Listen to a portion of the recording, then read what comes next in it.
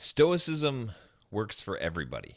All right, I want to address a comment that I got on one of my videos on the former channel because I think it's really important to go over this stuff and to understand thoroughly why I'm saying what I'm saying. You know, is Stoicism just a pipe dream? Is it just a coping strategy? It is not. It is a philosophy for life. It is really the only sensible way to live your life. Let me break into this comment and we'll kind of dissect this. So this was on the video on how to stop letting people control you. All right. And the commenter, he said this. And by the way, I was going to have a discussion with him, but we couldn't work out the time zone thing and it became a bit of a hassle. So I said, okay, well, I'll just make a video. You know, it would be interesting to have a dialogue. If one of you guys opposes this and would like to have a dialogue, I'm open to potentially do a live stream or something like that about this to debate this. But he says here, you're projecting your coping strategy onto others. Just because Stoicism is your way of coping with the harsh world does not mean it will work for everybody.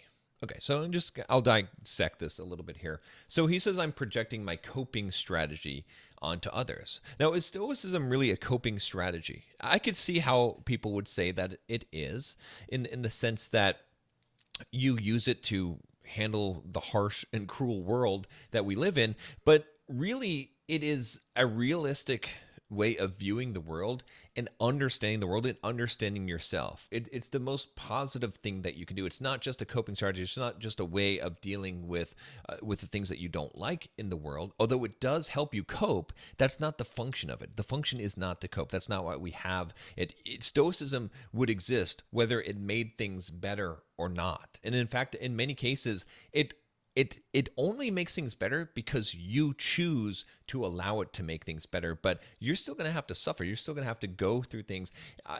And Stoicism isn't about avoiding those emotional pains. All right, it's about avoiding suffering, which is a choice, but it's not about avoiding pain. He says, just because Stoicism is a way of coping with the harsh world does not mean it will work for everybody. And well, let's address this. Will it work for everybody? Well, okay. Why wouldn't it work for everyone? You tell me why it wouldn't work for everyone. You know, the idea of Stoicism is to say that you are disconnecting the external from the internal. You're not allowing the external to influence the internal, to make you upset or angry or to be sad by those things. You're creating a disconnect. You're empowering yourself. You're taking control over your own emotions and well-being and your own tranquility. You're getting rid of the wants and desires for things that are outside of your control and accepting fate, accepting reality, accepting the things as they are. Not struggling to change them. Not to say that you don't take action and you don't change things in life, but not depending on the outcome of things in order for you to be content inside. So why would that strategy not work for everybody? Who would it not work for? What specific circumstance could you have in your life? What specific condition could you be in as a person that it wouldn't be more helpful to you to not depend so much on the external, not to be swept away by the whims of fate, not to be emotional about things that you don't have control over, not to try and control things that you don't have control over? How would anyone not benefit from doing that? Of course they would. All right. He says here, Stoicism is a survival strategy, which means you're surviving and not thriving. I disagree with this. All right. Is Stoicism a survival strategy? Not necessarily. Okay. Because it's not the most optimal survival strategy. All right. The most optimal survival strategy probably looks like something like just not doing anything, not living life, just secluding yourself completely. And now Stoics do seclude themselves to a degree, but what I mean is secluding yourself from everything, not taking any kind of risks in life. That might be the best survival strategy to make a perfectly peaceful environment. But the Stoic knows that you can't do that. Okay, it's not a way of surviving. And to say that you're not thriving, I wonder where you get the impression that you're not thriving because you're practicing Stoic principles. I feel like I'm thriving. I think many people would say that I'm thriving. How would disconnecting yourself from the influence of the outside world, of the things that are beyond your control, prevent you from thriving. In fact, I would say that it makes you thrive better. Because once you can disconnect the result from the action, then you can take right action without fear. You're not impeded by the result, and you're not deceived by the result as well. If you put too much emphasis on the result, if you put too much emphasis on what other people are doing or how they're making you feel or what is going on outside of you, then you're not going to thrive. You're going to be constantly having to survive, right? But as you become better as a Stoic and you start to adopt these principles and really integrate them into your life, you don't need to survive because the outside world isn't affecting you as much. And that's a hard concept for people to understand. I get that. But it truly does become a point. It comes to a point where the outside world really does not affect you that much. It doesn't mean that it doesn't affect you at all. That's not practical. Like you're still going to be affected by the outside world. But you can get to a point where it doesn't affect you nearly as much. And now you're becoming resilient. And now you're becoming, dare I say, invincible. And so you don't need to survive because you're invincible, because you realize that nothing can harm you unless you choose to allow it to harm you, right? Marcus Aurelius said this. Seneca has said a similar thing, but it is you who choose to be harmed.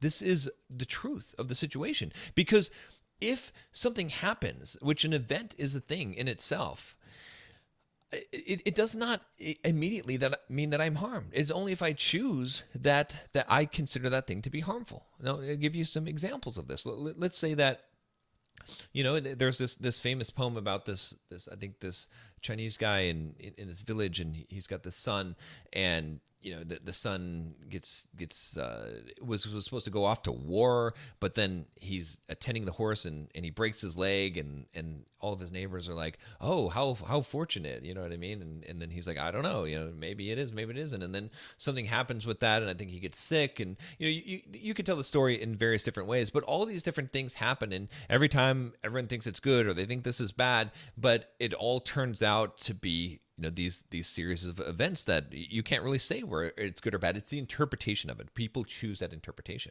And so if you choose a negative interpretation, then you can be harmed, but you get to decide whether something is harmful to you or not based on where you place your value. You could say, hey, well, if someone robs me, that's a harm. Is it? It doesn't have to be. I mean, it seems like that would be a harm, but maybe what ends up happening is that because you were robbed, now you are more careful with your money, and it inspires you to actually make more money and to build this really good business, and you end up making a lot more money because of that robbery. So did they actually harm you, or did they help you in some way? Again, it's the interpretation of that. Or maybe you suffered some kind of injury. So someone did something to you, and then you could say that they harmed you, but you could also say that it built your character, that it strengthened you in some way, and that it made you a stronger person, which was a good, right? And so it is up to you to decide whether you are harmed. He says here, it is instead a better strategy is to change the world instead of adapting. To change the world instead of adapting. This is quite interesting and quite naive. Do you really think that a better strategy is to change the world instead of adapting? Can you change the world? How many people have tried to change the world and have met disastrous consequences both for themselves and for other people? Right? It is not, I'm not saying that some things in the world shouldn't change. I'm not saying that you shouldn't inspire people and help people. I'm not saying that, that's what I'm doing on this channel, right? I'm helping you, hopefully. I'm hopefully changing the world one person at a time. Okay. But my goal isn't to change the world. My goal, I've talked about this in other videos, is I'm making a rocket ship. All right. And I want you to get on this rocket ship so we can leave this world behind, because this world is doomed. I can't change this world. I can't fix it. It's never going to happen. But what I can do is I can help you equip yourself to live a better life by adapting, by realizing what the world is and the environment is, and playing the best game. I've talked about this in multiple ways, but if life is a game and you don't know what the rules are, then that sucks. However, once you start to figure out what the rules are, you have two options. One is you can say, oh, those are the rules. Now I understand the rules of the game, and now I can use that as a strategy to play better. Or you can say, I don't like these rules, so I need to change these rules. Well, good luck with that, because it's going to be way harder to change the rules. And really what is much easier is just to adapt to the game, to play the game as best as possible. That's going to be a lot smarter way to go. So I totally disagree with that. He says, uh, it is harsh and cruel to tell somebody in pain, an insult can also cause pain, to control their emotions. Okay. And I'll continue his point. He says, imagine if you find out you have cancer and I told you to be happy and control your emotions. You're invalidating emotions. Even worse, you're ignoring your responsibility to make someone else happy because you can tell them that they can control their emotions. Okay, so let's talk about this for a bit here. What is he saying here? He's saying it's harsh and cruel to tell somebody in pain, and an insult can also cause pain, to control their emotions. First of all, I'm not telling anyone to control their emotions. That's not what the idea of Stoicism is. Okay, the idea is to master your emotions, not to have your emotions master you. When you think about controlling your emotions, it means to try and change your emotions, which is not that's an indirect effect of Stoic principles, but we're not trying to invalidate emotions. That's not the purpose of any of this, right? And again, Stoic principles are for you. They're not for you to force upon someone else in the sense that if I have mastered my emotions and I don't allow things to upset me, I don't need to go and tell other people, don't be upset. That's not what I do. And I give them tools so that they can learn those skills if they want to. But if someone is sharing their emotions with me, I validate their emotions. I say, oh, yeah, I empathize with them. I say, yeah, I'm sorry that you feel that way. I'm sorry that happened to you. I get that. That hurts. I understand where you're coming from. I understand why that's frustrating. I understand why that's angry. Tell me more about that. I encourage them to express themselves. I do validate their emotions. However, that is what you should do as a person, but you as a person also should manage your emotions. You should master your emotions. You shouldn't let them control you. You can have emotions, and you should have emotions. Okay, you can feel a thing, but at the same time, you shouldn't let that emotion dictate your actions, especially as a man. It's very critical that you do not allow, especially emotions like anger.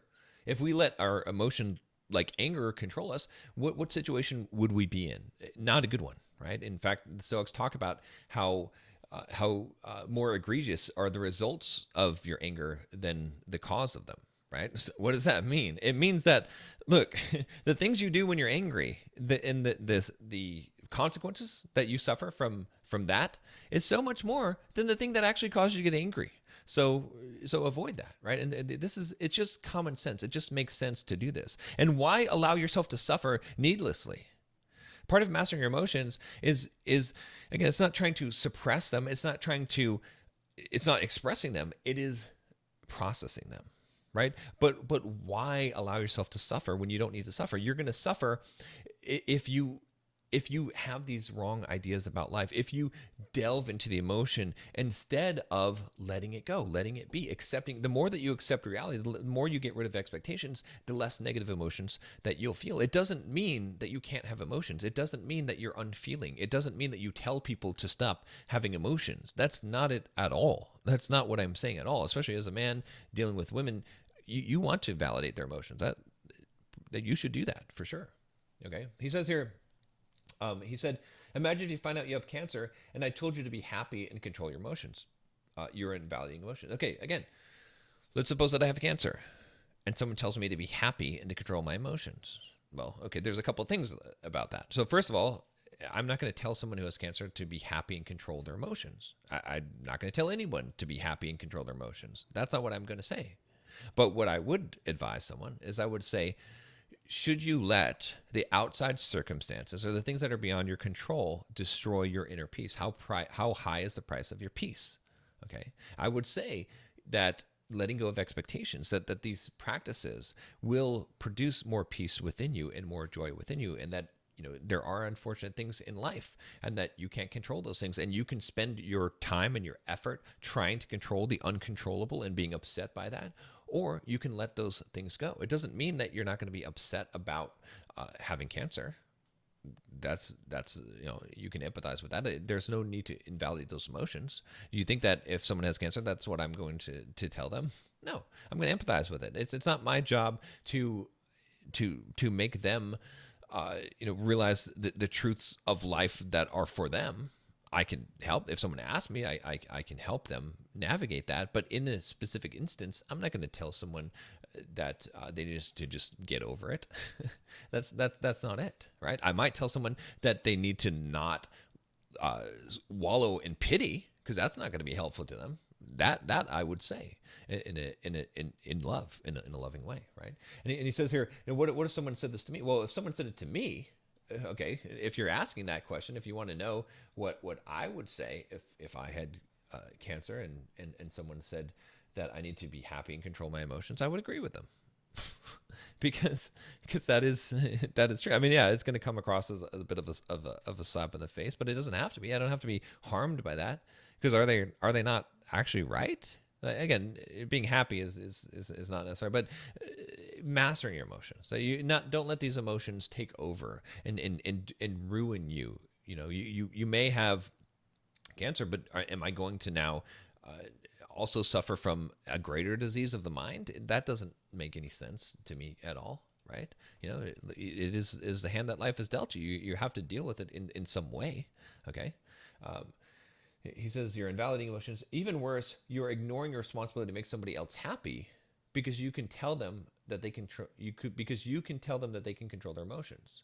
So again, it's really interesting the language that he's using here. He's saying you are ignoring your responsibility to make somebody else happy. Wow.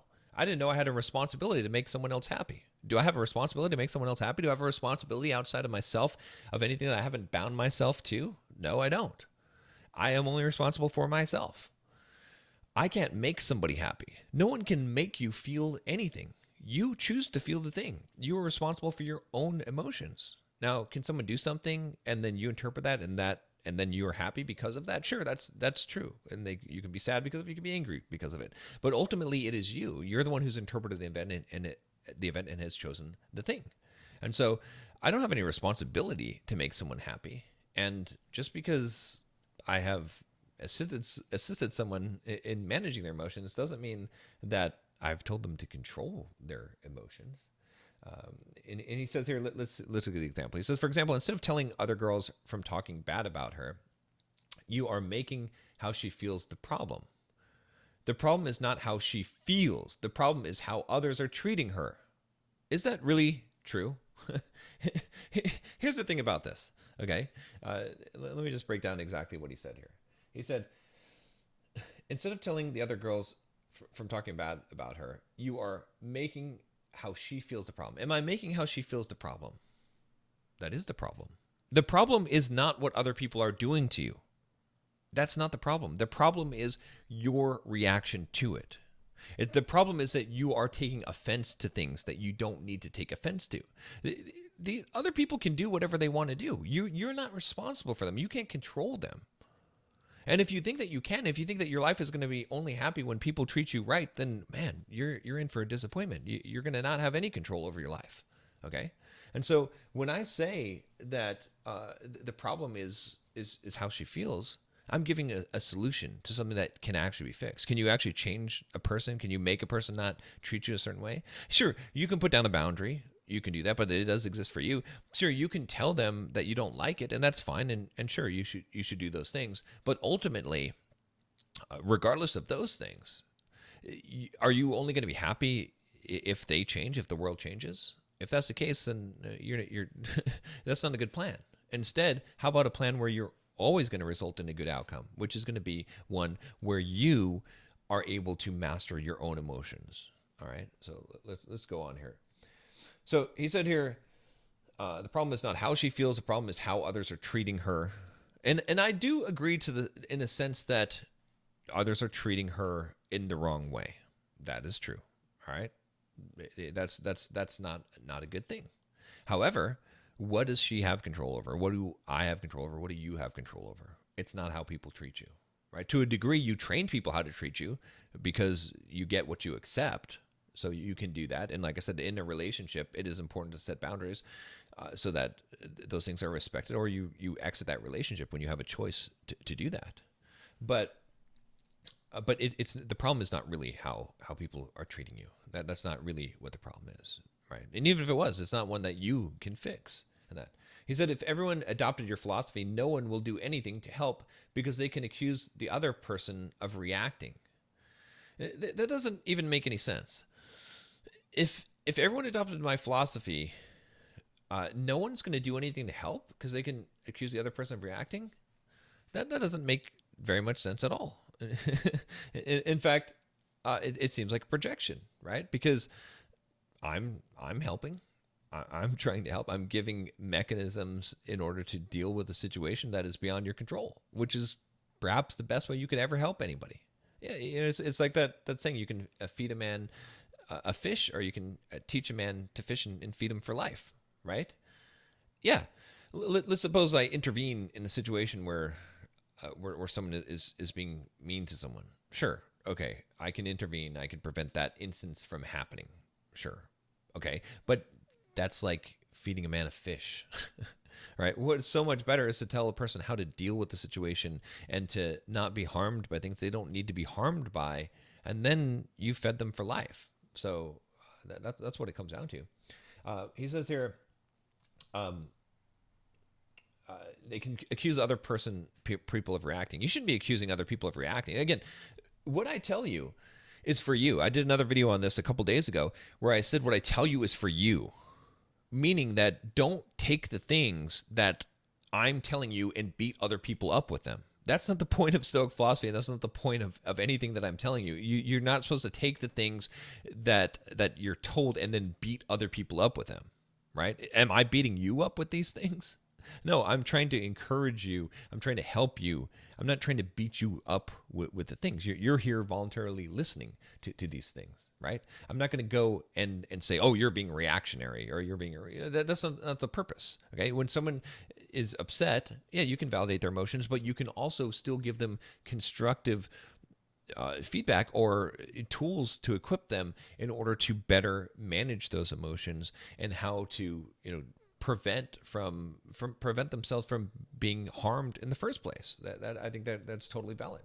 He says here, my issue with you, Sanmez, is that you're ignoring how you can help people. Okay, let's take, for example, the dog in the cart. You sound like the person who will let the dog be dragged by the cart and tell the dog to control its emotions.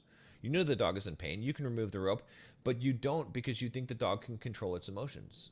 I would like to have a one-on-one discussion with you on this topic, right? So in that video, I talked about the philosopher example, the Stoic example of the dog and the cart. So the dog is chained to the cart. Okay, the cart goes along, and the dog can either go along with the cart or be dragged by the cart.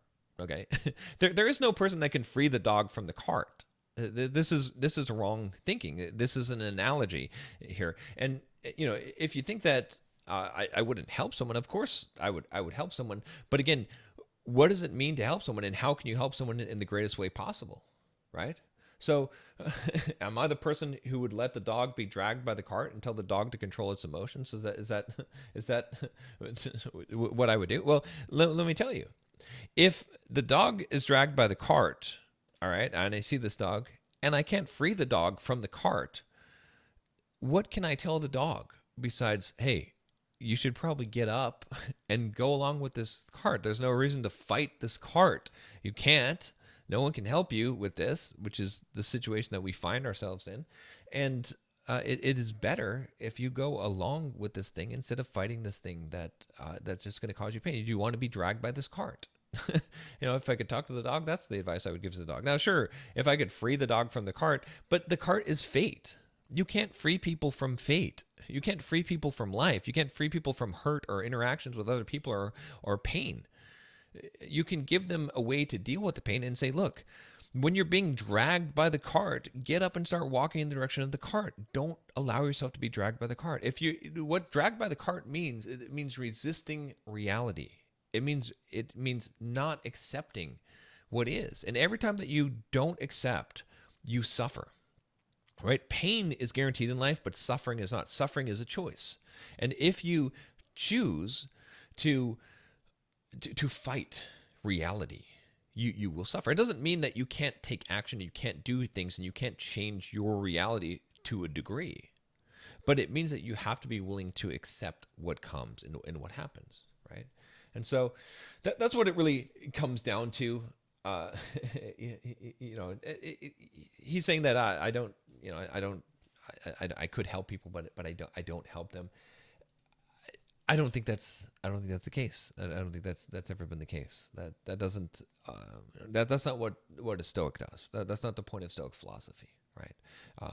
And the whole point of this is, like, you can look at this comment too, right? And again, not to insult this guy, but when you look at this comment and you see how he acts and how he is unable to master his own emotions, right? You can see the harm that is done by this, right? He's talking about helping other people, but then I would ask you, what harm are you doing? Is this a nice comment to leave? Is this a constructive way to provide your feedback? It seems a little bit harsh. It seems a little bit uncaring. It seems a little bit like, hey, this is my emotions, and I don't really care how you feel about it. Deal with your own emotions on your own. That's what it kind of feels like. It doesn't feel like there's very much useful instruction in here. It seems like someone's upset and they want to express how upset they are. So, again, I'm not trying to necessarily critique here based on that, but I'm saying that you can see where this leads, right? You want to do it my way, or do you want to do it your way? We can do it your way. If you do it your way, you're suffering. I mean, writing that comment, you're suffering, right? I mean, obviously you're upset. I'm not upset by reading the comment. I'm cool with it. It's fine. It's a good teaching moment, right, to talk about Stoic philosophy. But it is interesting. Hey guys, if you want some help with a lot of personal development stuff, if you just want to join a community of guys that like to improve themselves and want to grow and learn, check out the link below. I've got a link to the Bulldog Mindset membership. I'm going to be rebooting this in January here and adding all kinds of new content, and it's going to be fun. So yeah, I'll see you tomorrow.